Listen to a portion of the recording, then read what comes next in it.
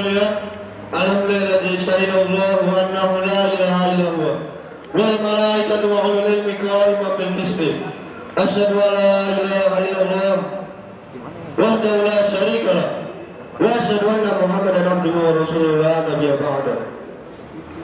Awalan hayyun naskurullah ta'ala wa jalla alladzi qad a'tana ni'man katsiratan hatta nastati'a an nastami'a fi hadzal makan al-mubarak insyaallah.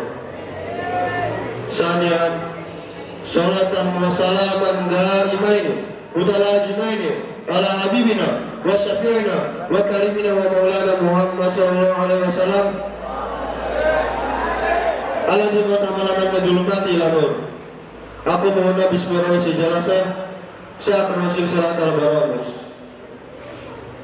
wal bernawajul awal alif kitab Fakharul nafta baru nabi ada sabah bingirati umil furqan al-fatihah.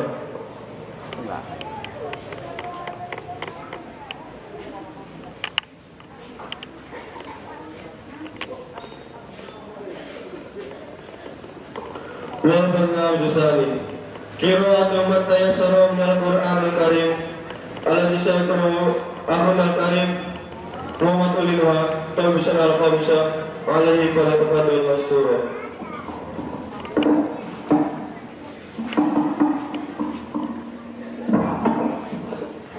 Bismillahirrahmanirrahim. Assalamualaikum warahmatullahi wabarakatuh.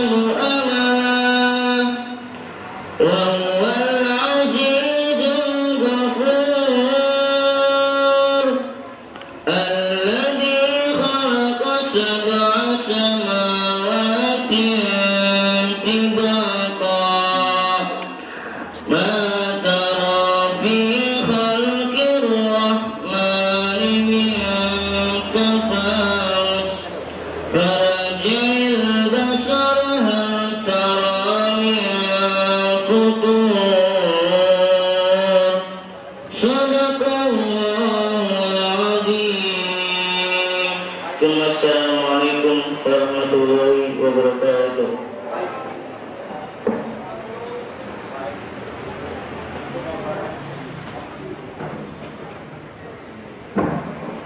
Sadaqallahul wa sadaqa rasulun nabiyil karim wa nahnu ala dzalika minasyahidin wa syakirina rabbil alamin. Wa ta'ala bidusalis nasibul mahad tahta qiyadati akhul karim wa rizki sasabila alaihi falatafadul mastura.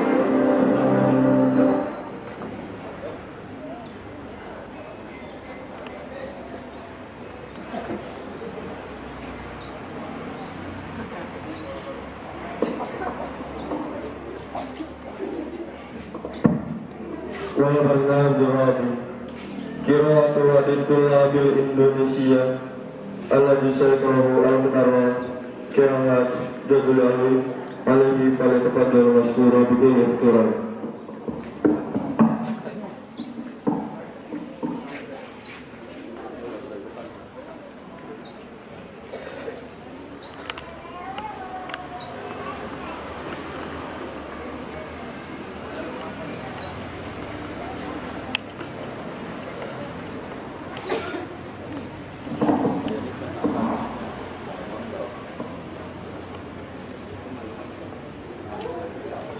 Assalamualaikum warahmatullahi wabarakatuh.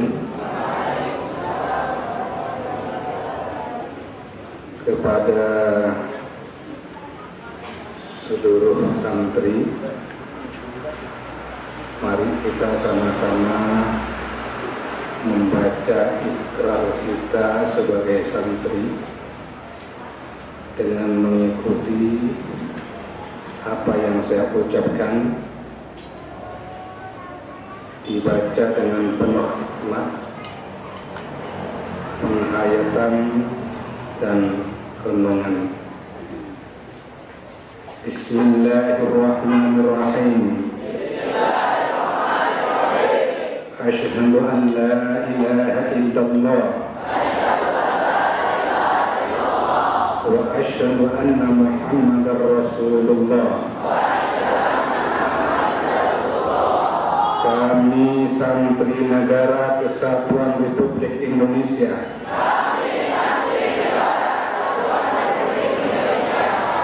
berikrar satu, sebagai Santri Negara Kesatuan Republik Indonesia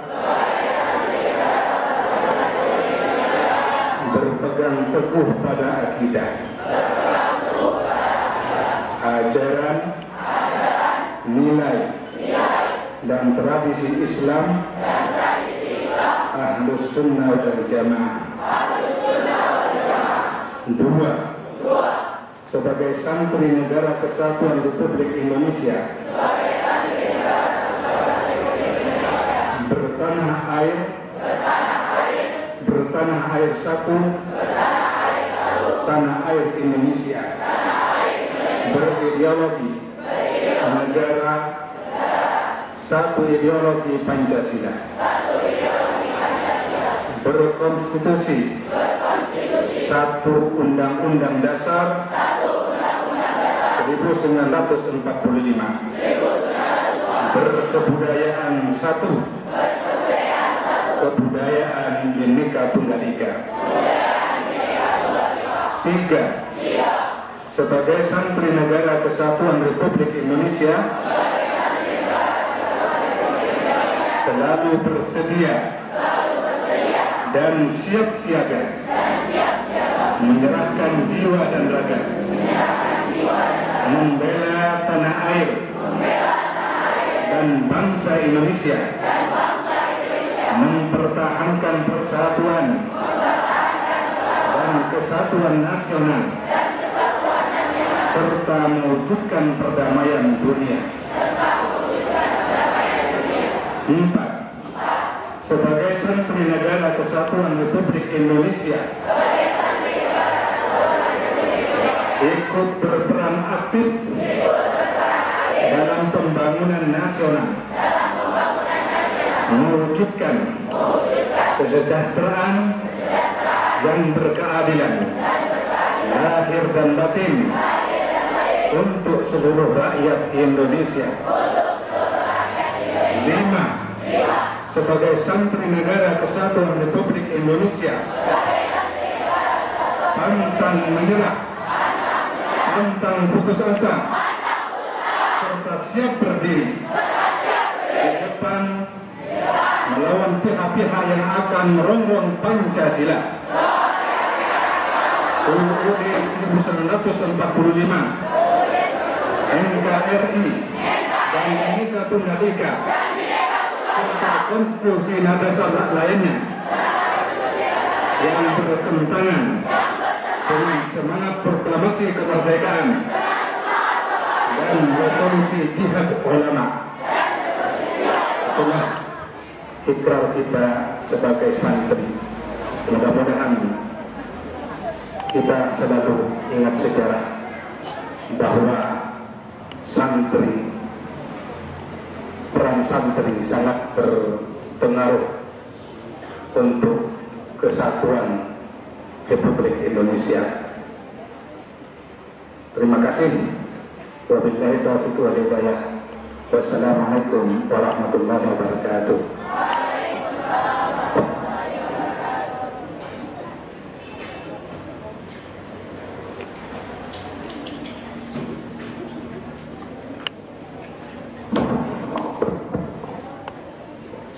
والبرنامج الخامس الرسالة والتوجيهات مع الوعي فيها الذي سيقوم بها المقرر الأستاذ الحاج أسعد سماوات عليه فليتفضل مشكورا بكل احترام.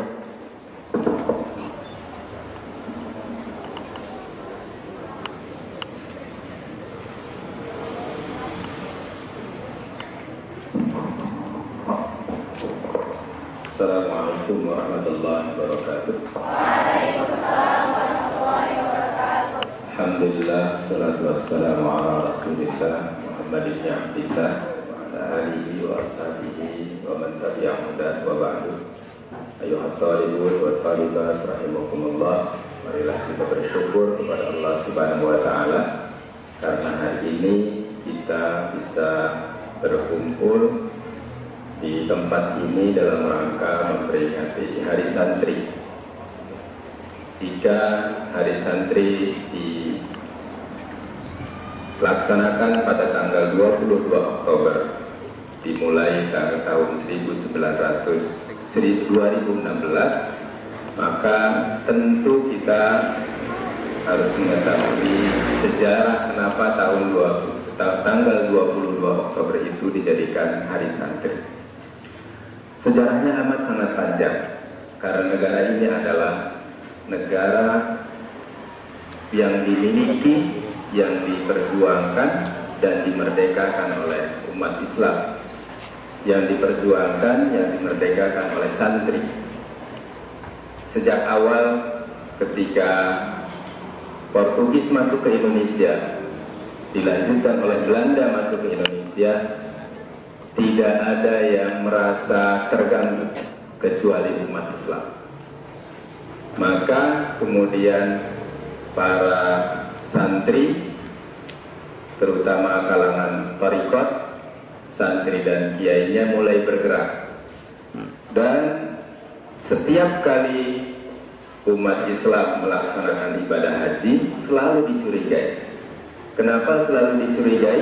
Karena setiap pulang dari ibadah haji maka menjadi pentolan-pentolan pergerakan Islam, pergerakan kemerdekaan di Indonesia. Jadi jauh sejak umat Islam ini, sejak penjajah itu masuk ke negara ini, maka hanya umat Islamlah yang merasa terganggu. Bagaimana tidak merasa terganggu? Karena akidahnya berbeda. Sedangkan punten orang non-muslim itu justru yang membantu orang Belanda masuk ke Indonesia. Betapa tidak, Belanda adalah Katolik, Belanda adalah Kristen dan seterusnya. Kita tidak akan mempersoalkan itu sebenarnya, tapi ini mengingatkan sejarah bahwa pergerakan kemerdekaan itu diawali oleh umat Islam, diawali oleh santri. Dan terakhir ketika tanggal 22 Oktober kemudian Kiai Haji Hasyim Asy'ari membuat resolusi jihad ketika perang di Surabaya itu. Tapi itu kemudian setelah terjadi kemerdekaan Indonesia, ini yang disayangkan, karena umat Islam Indonesia itu kebanyakan penganut thariqah, lebih mengedepankan antara iman, Islam dan ihsannya, itu lebih dikedepankan ihsannya, lebih dikedepankan hubungan batinnya dengan Allah Subhanahu wa ta'ala. Maka kemudian mereka setelah negara ini merdeka meninggalkan kemerdekaan. Mereka kembali lagi ke kampung-kampung. Mereka kembali lagi hanya bertugas mengajarkan agama Islam dalam rangka tazkiyatun nafs. Beliau tidak memikirkan bagaimana kemerdekaan itu diisi. Hanya sedikit orang saja. Sekalipun di awal-awal kemerdekaan, Kiai Hasyim Asy'ari seolah-olah menitipkan pada putranya, yaitu Wahid Hasyim, untuk menjadi Menteri Agama. Tapi setelah itu nampaknya dibatasi hanya Kementerian Agama saja yang dikuasai oleh Indonesia. Betapa tidak ketika Menteri Pendidikan saat masih mengalami kelas 1 SD, itu kalau bulan puasa libur karena harus mengikuti Hijriyah, tidak mengikuti Masehi. Tapi ketika Menteri Agamanya Daud Yusuf, kemudian dirubah menjadi setiap bulan Juni kemudian libur. Maka ketika itu ada yang sekolahnya 1,5 tahun untuk menyesuaikan kurikulum yang baru. Nah, umat di luar Islam itu ingin selalu merubah kemenangan-kemenangan umat Islam. Oleh karena itu, tugas kita lah untuk mengisi kemerdekaan ini. Jangan lagi ada bahasa begini, kalau seorang ustadz, kalau seorang kiai berpolitik, masuk ke gelanggang politik, menjadi bupati, menjadi gubernur, menjadi presiden, kemudian kita olok-oloki, ustadznya tidak sah, kiainya tidak sah. Apa kiai itu hanya tukang wirid saja? Padahal Rasulullah tidak hanya tukang wirid, justru Rasulullah bergerak di kancah politik. Langkah-langkah Rasulullah itu penuh dengan politik. Oleh karena itu, tugas kita untuk mengisi. Ada lagi bahasa begini, kalau ingin berbicara tentang iman, ayo berbicara dengan saya. Kalau kamu ingin dikatakan beriman, beriman saja. Coba tidak usah korupsi, bekerja dengan baik, seolah-olah pekerjaan itu, ucapan itu amat sangat baik. Padahal yang ngomong itu bukan punten, bukan pribumi. Ini persoalan pribumi sekarang dipersoalkan. Justru pribumi itulah yang paling banyak korupsinya. Orang pribumi yang kalaupun korupsi sedikit kemudian dituduh yang luar biasa. Kenapa? Karena kebanyakan pribumi itu Islam. Karena kebanyakan pribumi itu santri. Nah, oleh karena itu kami berharap ke depan antum menjadi santri, maka sangat luas kiprah kita. Bukan hanya di bidang pendidikan, bidang politik amat sangat terbuka. Dan kemudian politik itu tidak menjadikan batalnya antum menjadi kiai, batalnya antum menjadi santri, batalnya antum menjadi ustaz, batalnya antum menjadi ulama. Tidak. Justru di awal-awal kemerdekaan betapa banyak ulama-ulama itu yang kemudian berkiprah di dunia politik. Pancasila sendiri adalah hadiah terbesar bagi umat Islam, dari umat Islam untuk Indonesia. Kemerdekaan Indonesia adalah hadiah terbesar dari santri. Kenapa kemudian ketika santrinya akan masuk di gelanggang politik dipersoalkan? Tapi ingat anak-anak, ada ucapan yang diucapkan oleh tokoh kita, Pak Natsir, yang dulu bergabung semua umat Islam itu di satu partai namanya Partai Masyumi. Beliau pernah berkata seperti ini, umat Islam itu kalau beribadah tidak ada satupun yang akan mengganggu selama umat Islam itu masih mayoritas. Selama umat Islam itu mayoritas, kalau beribadah semalam suntuk 24 jam gak bakal ada yang mengganggu. Mau wirid terus-terusan juga gak bakal ada yang mengganggu. Mau sholat 24 jam juga gak bakal ada yang mengganggu. Mau puasa full sehari juga tidak akan, full sehari juga tidak akan ada yang mengganggu. Kalau umat Islam terjun ke politik, ke ekonomi, maka diawasi. Ketika umat Islam terjun ke ekonomi, maka diperhatikan. Ketika umat Islam terjun ke ekonomi, maka dicurigai. Ketika umat Islam terjun ke politik, dihancurkan.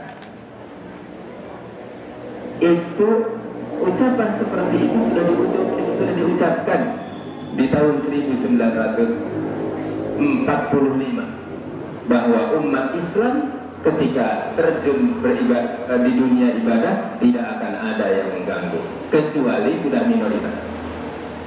Ini bukan untuk membangkitkan sentimen keislaman, memang harus dibangkitkan, ya. Tetapi kemudian mari kita hidup berdampingan. Cuma persoalannya ucapan itu juga jangan dilupakan bahwa umat Islam ketika mayoritas, ketika beribadah tidak akan ada yang mengganggu. Mau ziarah kubur setiap hari juga nggak bakal ada yang nyetok, nggak bakal. Tapi kalau dia terjun di ekonomi, Ustaz kasih contoh sekarang. Ustaz Yusuf Mansur itu punya ide yang luar biasa berlian. Kemudian mulai tumbuh ekonominya. Beliau mengadakan sebuah grup untuk memajukan ekonomi umat. Sudah punya hotel, sekarang dipersoalkan. Kenapa? Karena akan selalu dicurigai. Tapi luar biasa ekonomi dikuasai oleh orang-orang yang kulitnya putih, lebih putih dibanding kita, tidak ada yang mempersoalkan. Padahal semua sangat-sangat monopoli. Bisa cari contoh, satu contoh saja. Kalau antum, siapa yang jual keramik itu? Toko-toko kan? Ada toko kecil juga di Karamat juga ada. Bahannya itu diantaranya dari Bogor. Pengusaha Bogor masukkan bahan keramik ke pabrik tidak bisa langsung. Dengan bahasa, kalau pengen cash harganya 2.000. Tapi kalau harganya pengen 4.000, nanti bayarnya 2 bulan, 6 bulan ke depan. Siapa yang kuat seperti itu? Artinya sebelum ke pabrik harus dipelantarai oleh orang yang kulitnya putih juga. Ketika sudah jadi bahannya, tidak langsung ke Kiai Jajuli untuk untuk menyalurkan keramik itu, harus melalui orang putih juga. Kebanyakan di Cirebon itu, baru toko-toko kecilnya di ujungnya, baru orang-orang kita. Tapi ketika ekonomi umat itu ditumbuhkan, dihabisi luar biasa. Dulu ada koperasi yang sudah mulai bangkit ketika diketuai oleh Adi Sasono. Dihancurkan. Ekonomi umat ini ketika mulai berkembang, maka akan dihancurkan. Dan apabila umat Islam itu masuk ke ranah politik, akan dihancur leburkan. Oleh karenanya, ketika kita akan terjun ke dunia politik, harus kuat, dan harus kuat. Sebab luar biasa umat Islam itu. Sekarang tuduhan teroris itu kepada siapa? Umat Islam. Tuduhan yang tidak pernah bisa berbineka tunggal ika itu kepada siapa? Umat Islam.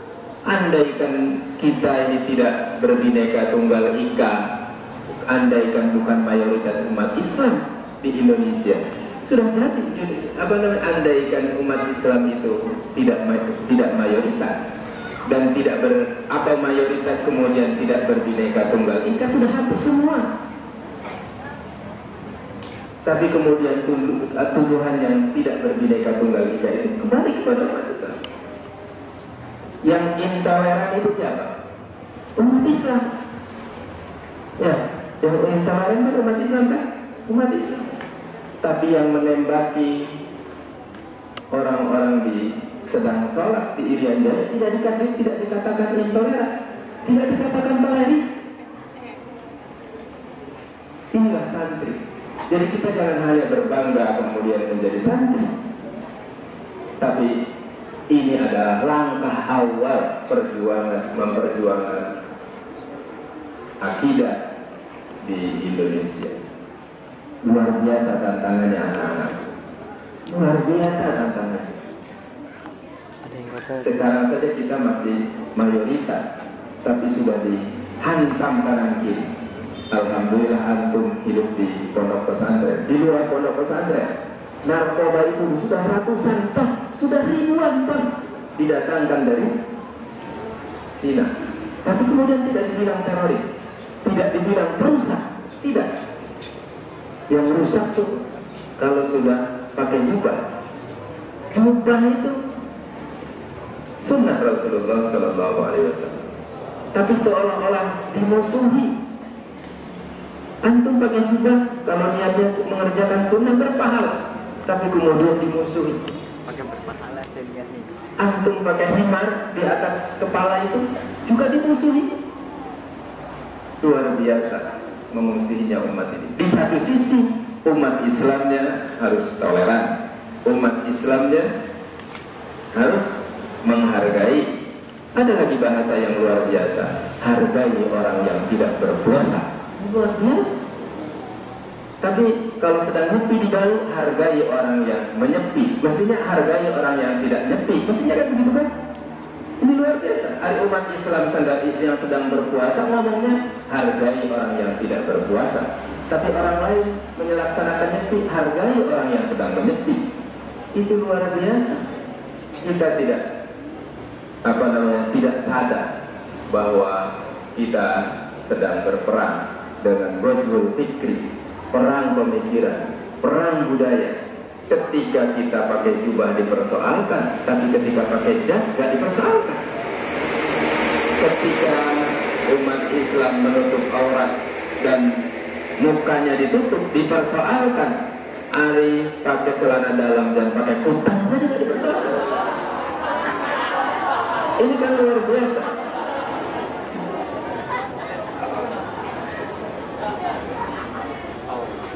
Ayo santri mau seperti apa? Apa cukup dengan salawatan? Cukup dengan wirid?